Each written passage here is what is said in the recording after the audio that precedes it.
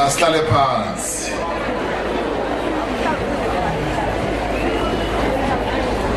Sanibonani.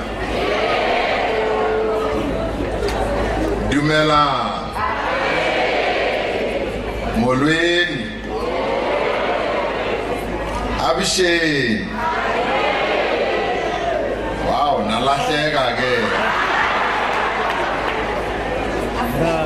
Uma ngithi abisheni esishangana ukuthi siwazi onke amalimi wethu ngesishangana masithi abisheni maniphendula nethi ahe abisheni ngesivenda uma no ngesivenda uma ngithi ndimachelo no nakusase umachelo uyabona ngesivenda ekseni uthi ndimachelo emini uthi ndimasiyari ntambama uthi ndimadekwane manje ngoba kusemini sithi ndimasiyari maniphendula nithi abudi ndimasiyari seniyibambile ke manje mahambisa uhlelo u-MEC wethu Mthandeni Dlungwane, uMinister wethu we-Basic Education uMiss Angie Motshekga, obambele uPremier wethu ubaba uSihle Zikalala Khuzeni, amalungu eParliament alapha phakathi kwethu nabanye abango-MEC abasebenza kuhulumeni wethu walapha kule province yethu, umeya wethu wala kule ndawo uDr Ngubane, umeya wethu waseDannhauser umama uChakathi namanye amakhansela phakathi kwethu phakathi uKhuzeni ubhale Chakathi phakathi amakhosi wethu alapha phakathi kwethu nabafundisi bethu, amalungu e-school governing board yethu kule izikole ezintathu, o-principal bale izikole ezintathu, u-principal walapha bambiza ukuthi utisha omkhulu, amalungu e-board abe-Adopt School Foundation nalaba be-Cyril Ramaphosa Foundation, bonke abantu abalapha nabazali babantwana bethu nabo abantwana bethu abalapha, ngiyanibingelela nonke egameni likahulumeni wethu esimthanda sonke. Ngithi kunjalo? Kuyinjabulo kakhulu kimina ukuthi ngibe lapha, kodwa ngithe mangifika ngabona isimanga esikhulu. Uma ngibuka lesikolo noma ngingakazi buki lezi ezinye izikolo ezithu, ngibone into enhle engakazi ngiyibona. Uma ngibuka nje kwangathi mhlambe ngise-England, kwangathi ngiphesheya kweyikweleni eziphakamile. Uma ngibuka leStina futhi kwangathi ngise-Oxford University. Awu saba sihle ke lesikolo, siyanibongela abantu balapha. Lesikolo ngempela mangikusho khona manje sihle ukudlula izikole eziningi engiseke ngabizwa ukuthi ngizosivula. Lesikolo senu sihamba phezulu. It is a beautiful school, well built. Siyanibongela. Eyona into engiyibongayo kakhulu njengoba uMinister wethu esho ukuthi lesikolo notisha omkhulu walapha wayesho sakhiwe ngabantu balapha, asakhiwanga ikontraka ephuma eGoli noma ephuma kude, sakhiwe ngabantu abaphila khona la. Yona into engijabulisa kakhulu, masibashayeleni izandla abantu abakhe lesikole. Sibabonge, ngiyathemba ukuthi abanye babo bakhona lapha. Siyanibonga ngempela ukuthi nakhele abantwana benu isikole esihle. Iyona indlela esifuna ukuthi sisebenze ngayo.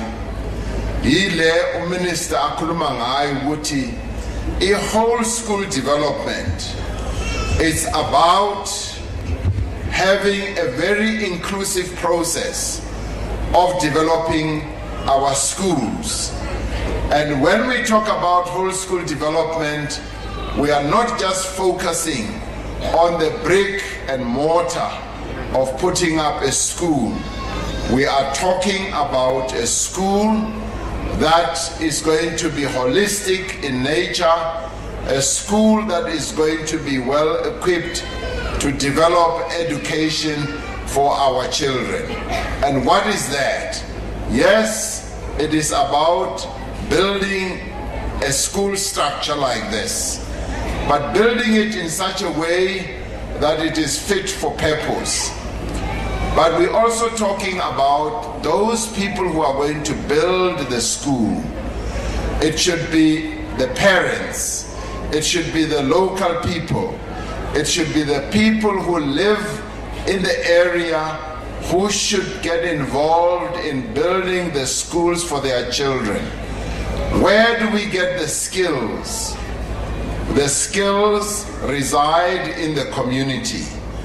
The people of our communities have the skills, they have the know-how, they know how to build.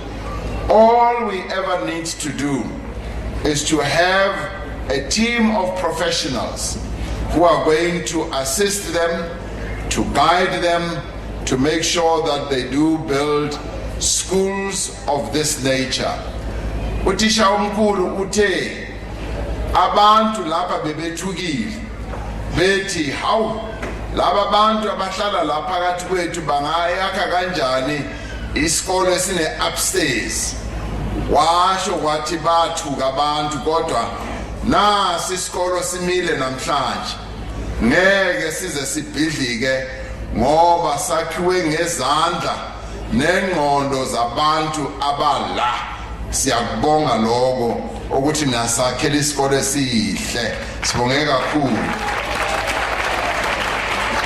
The other important thing is that when you build a school, you are building a school that is going to have a community. Therefore, you need the school governing body to be involved in the construction of the school. They must be involved completely in everything. They must be trained themselves. They must make sure that the governance of the school is going to be one of the best. The teachers must also get involved, and the leadership of the school, as in the principal, must also be deeply involved. And the leadership, strategic direction of the school also has to be put in place. This is precisely what also happened here. And what do we have in the school? Now we are proud. Siyajabula kakhulu impela ukuthi lapha we have actually built, Minister Njimutsecha, we have built the school of the future. These are the types of school that we want to see in South Africa. And I am proud that we have built this school in the deep rural areas of our country. Sisake emakhaya, yona into engijabulisayo. But what should a school contain? A school should have the whole school community must be, yes, the infrastructure, the school governing body, the teachers, the principal, and strategic leadership, but on top of that, it must have all the facilities. It must have properly constructed classrooms. It must have the best that we can have in IT. And today I have seen how IT can really be one of the greatest things you can have in a school. From grade R, I have been able to see how young children can use technology to learn. How those young children that I sat down with on the floor were playing around with technology, and we say thank you to our partners. Thank you to Microsoft. Thank you to Hewlett Packard for having made this possible. Thank you very much, because you've made us really get to this high level of technological development.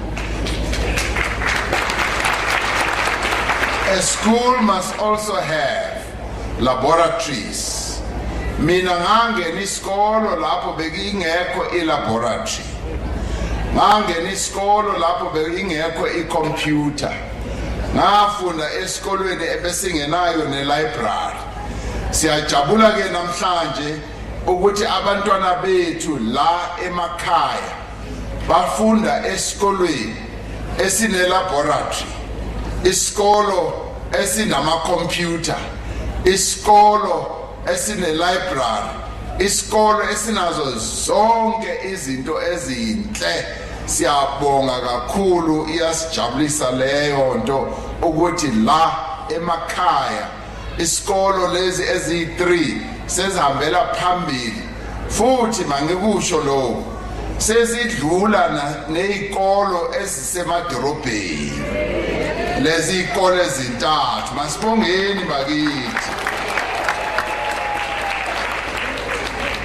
Okunye okungijabulisayo ukuthi lokhu esakusho uma sivula iparlamente, sathi masivula iparlamente sathi sizofuna ukuthi kule minyaka emihlanu ezayo sikwazi ukuthi sinike abantwana bethu abaseyikolweni ama-tablet ukuthi bakwazi ukuthi bafunde kahle. Namhlanje ngizibonele ngokwami ukuthi abantwana bala sebaredi ukuthi bawathole lawo ma-tablet, bazowathola.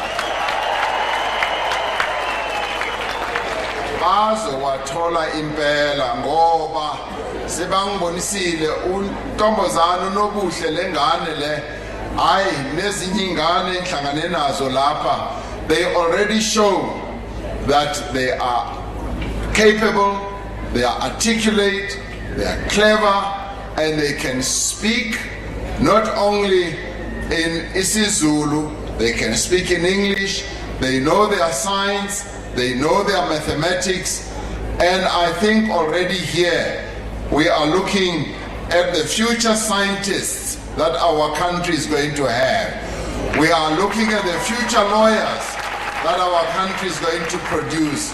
We are looking at the future pilots that our country is going to have. Omunye wabantwana ngengambuza ngathi, what do you want to be when you grow up? Wavele wathi mina, I want to be a pilot when I grow up. Sekuzoba yena ozondiza le aeroplane engizohamba ngayo, sengimbhukile yena ozoba i-pilot yami. Omunye uthe ufuna ukuba udokotela. Ngambuza ngathi uzoba udokotela wami na? Wathi yebo, senginodokotela osuka la. So sesihambela phambili, siyayibonga ke nayo leyo nto. Here we are not only doing an experiment, we are actually putting into practice, Minister Angie Motshekga, and I do wish the officials from Treasury were here to see for themselves what a partnership can do when all the people who are part of that partnership work together. Here we've had national government working together with non-governmental organizations, with other partners like businesses, with the Department of Education in the province, but also working together with the parents of the children here. Our government is investing a lot of money. Ngempela imali esifakayo kwizinto zemfundo ingaphezulu kwayo yonke into esiyenzayo kuhulumeni. That is why umsebenzi kaMinister wethu Angie Motshekga umkhulu kakhulu. Ufanele ngoba sifanele ukuthi siqhube ngalomsebenzi owaqalwa uPresident wokuqala weANC ubaba umfundisi uJohn Langalibalele Dube, waqhutshwa oPresident bethu njengoba uActing Premier wethu eshilo. Sithi imfundo iyona ebaluleke kakhulu. Education, as Nelson Mandela said, is the most important weapon that you can use against poverty. And we have seen how it can be utilized. And today, I am so pleased that we are launching these schools here in the deep rural areas of KZN, because by doing this, we are spreading the seed of real effective education. We are ensuring that the children who come from this area are going to be well educated. Kodwa ke mangiselapho ngifuna ukuthi kubazali abalapha kunesinye isifo esisibonayo emphakathini.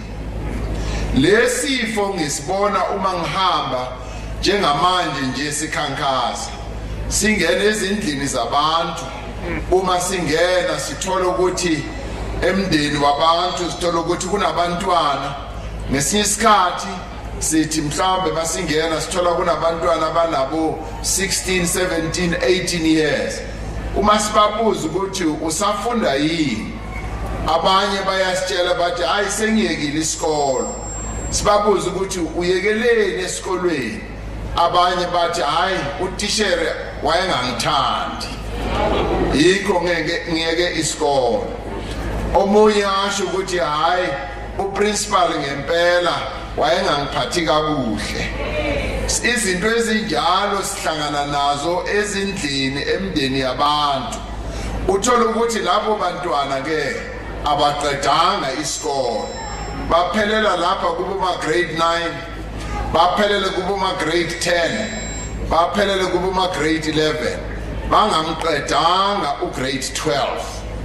Manje umlayezo wami kubazali na ngithi ningabavumeli abantwana benu ukuthi bangaqedi isikolo, ngoba umuntu ongaqedanga ugrade 12 kakumbi abatsha ukusasa kwakhe lo mntwana ngeke kuze kube kuhle.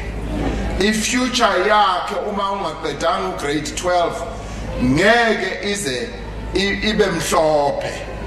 Yikho nje sithi uma umntwana eqala esikolweni nifanele ukuthi nenze everything you can ukuthi umntwana loyo ahlale esikolweni aze aqede, ngoba every year unyaka nonyaka kungena abantwana abayi1 million ezikolweni zethu.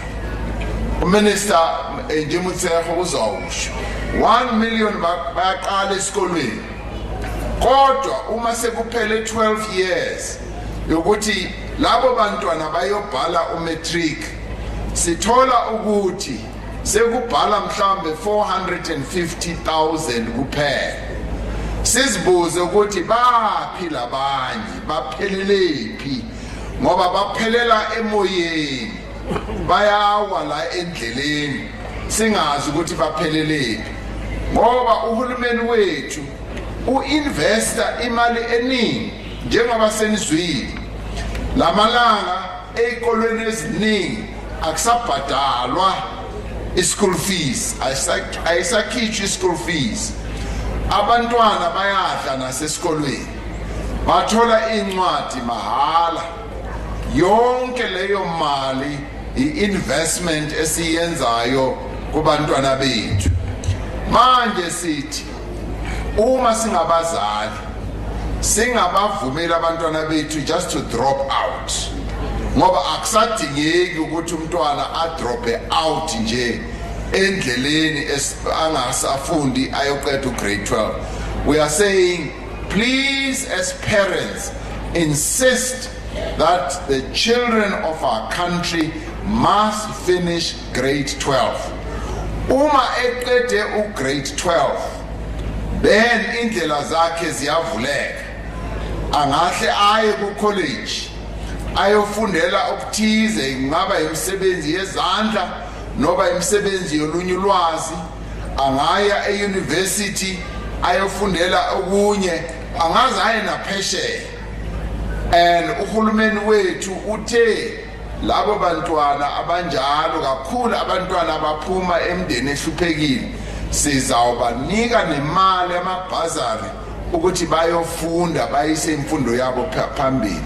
So akusadingeki ukuthi abantwana banyamalale nje endleleni uma baphathe uhambo lolu lokufunda. Sifuna ukuthi bayoqeda grade 12. Manje abazali sithi nibabheke abantwana bethu, nenze sure ukuthi bayaqeda esikolweni.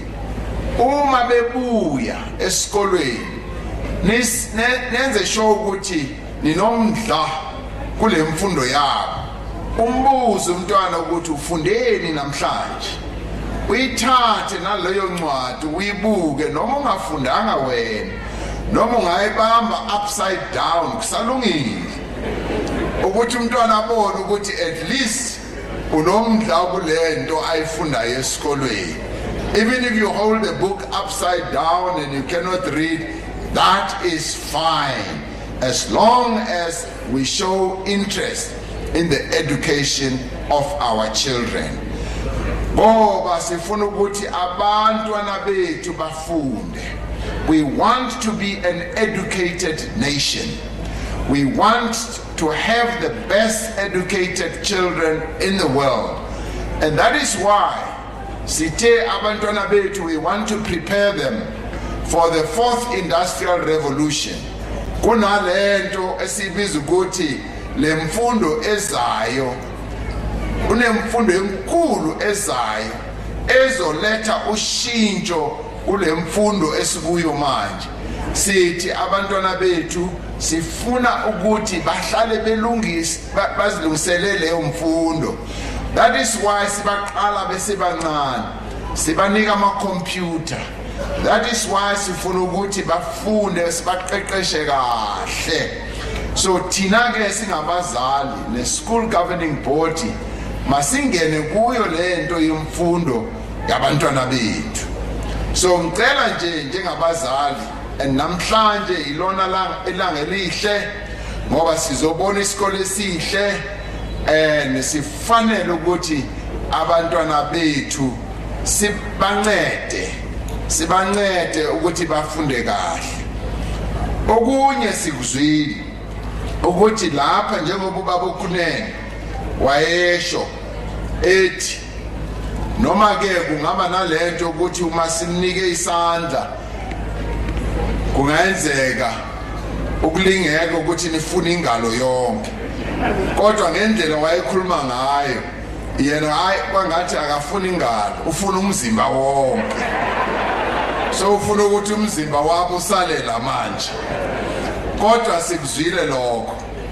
Utishera omkhulu uye washo kithi, niyathemba ukuthi kwenzeka kuzo zonke lezikole ukuthi inkinga enkulu eninayo lapha amanzi. Kufuneka amanzi, angithi kunjalo? Sesikuzwile ke lokho ukuthi kuyafuneka ukuthi amanzi abe khona.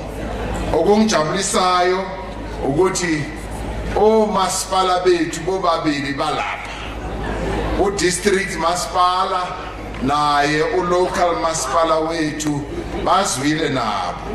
Sizawuhlala sibonisane ukuthi amanzi angaba khona kanjani kule ndawo.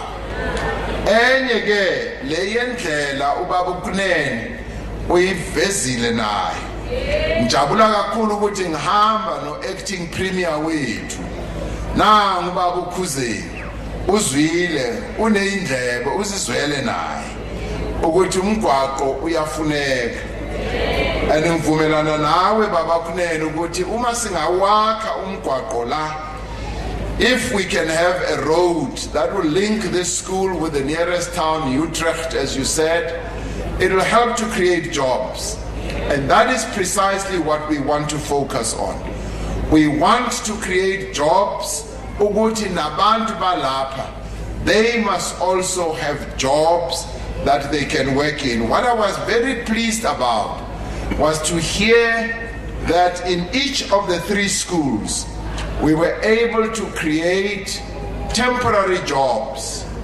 But what pleases me even more, and those are temporary jobs that were taken up by the local people.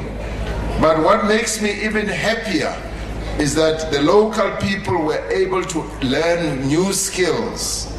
They were able to learn skills of how to build good quality buildings, and quite often the foundation actually tries to form those people into little companies which will finally start operating and building other structures. So we are very pleased about that, because as I hear, through the work in these 3 schools, 250 temporary job opportunities were created, and in the end we think that that is going to contribute to new businesses being formed, and this also ensured that the construction costs do come down. Now okunye okuvezwe ubaba uKunene iloko esizobhekisisa kahle to make sure ukuthi lezi ndawo enihlala kuzo kungabi indawo nje labantu bazozakhona bazohlala balale nje.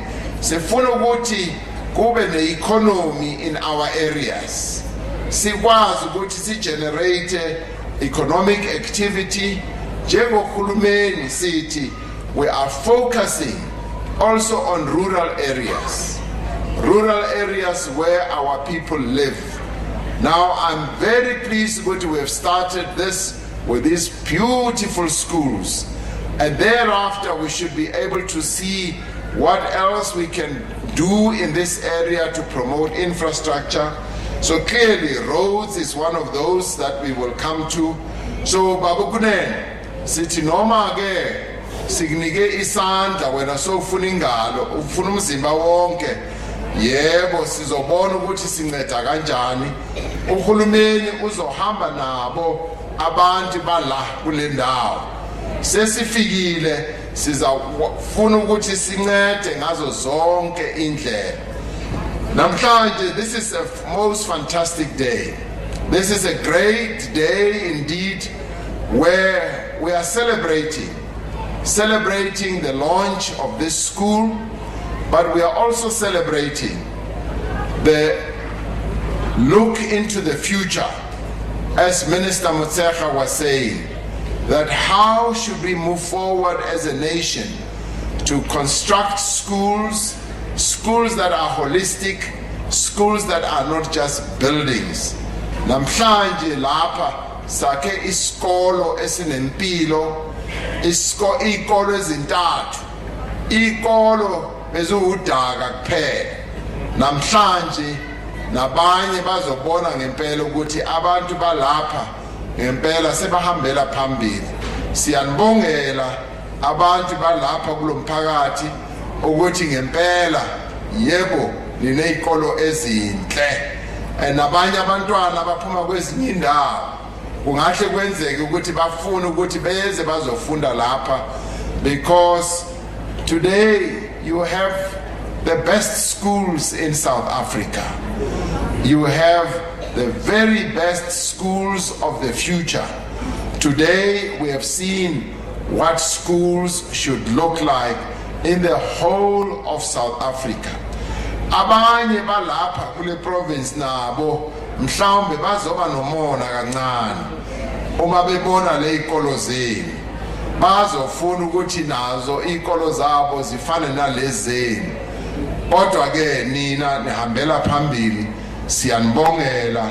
Sicela nje njengoba senishilo ukuthi le ikolo ezintathu ake nenze sure ukuthi ngempela sizibheke kahle, sizimaintain, ngoba isikolo uma sesakhiwe kanje, the very next day the school will need to be properly maintained.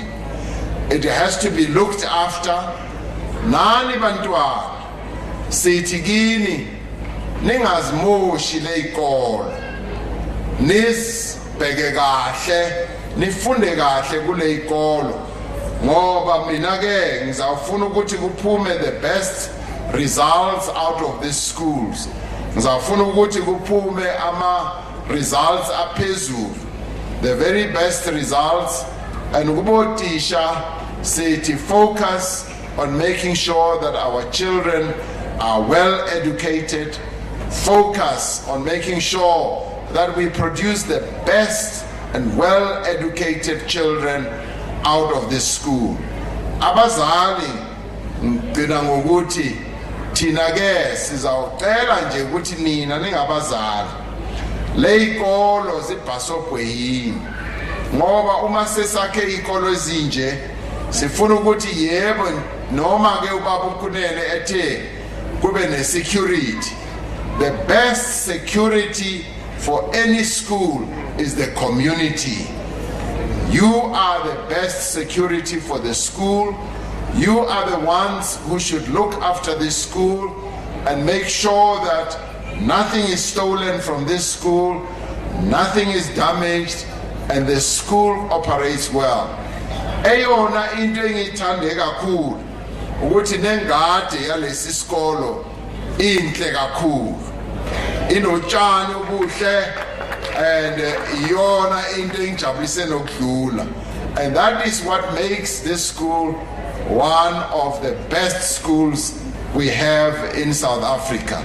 Masiqhubekeni sisibheke lesikolo kube nemfundo ephumele phambili ezenza ukuthi abantwana bethu ngempela bafunde ngendlela ephakame engumangaliso. Ngiyanibongela abantu balapha, ngizawubuya futhi ngelinye ilanga ngizobona ukuthi lesikolo sisame ngalendlela esiyiso namhlanje. Ngizathi mangibuyile ngizodlula lapha ngenze inspection. Ekugcineni ke sithi ningakhohlwaki ukuthi ngomhla ka8 ilanga elibaluleke kakhulu.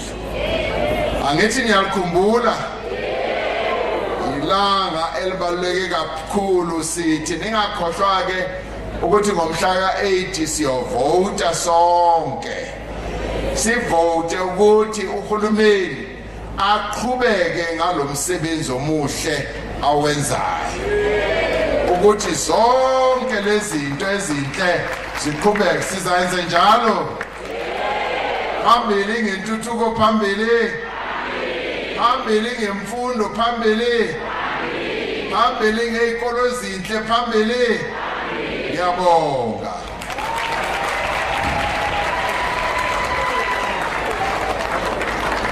Sisukume sishaya ihlombe elikhulu sini uPresident. Siyabonga kakhulu uPresident. Abasekho mama bakikizayo. Siyabonga. Thank you so much. Ngibazwile bengihlebela President.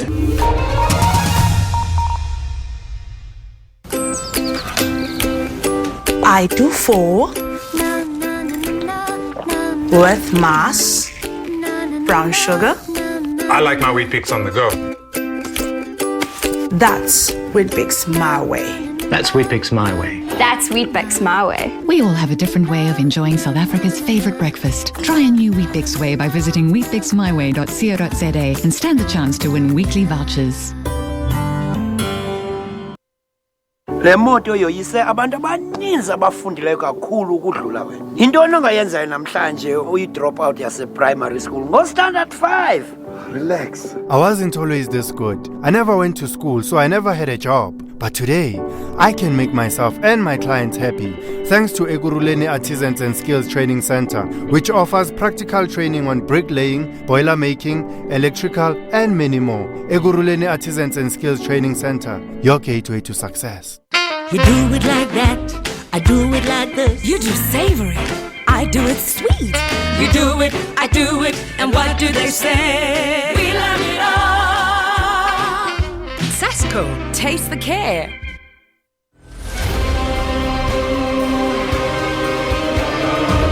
We were there at the birth of a new nation. We are here today as her democracy matures. An impartial and independent witness to history. SABC News, always there when South Africa decides.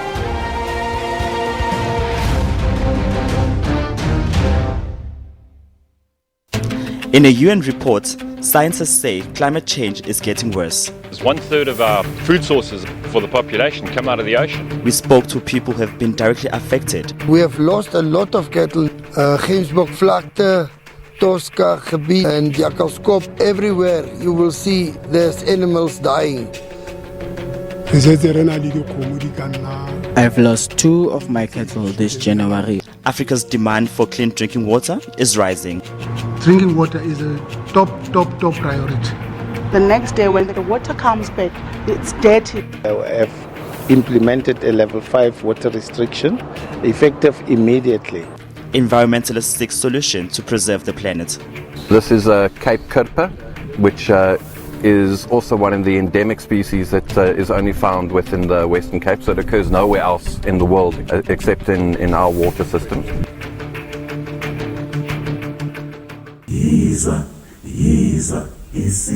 In my time, I've truly seen it all firsthand. Angizwanga, ngizibonele ngalawam amehlo.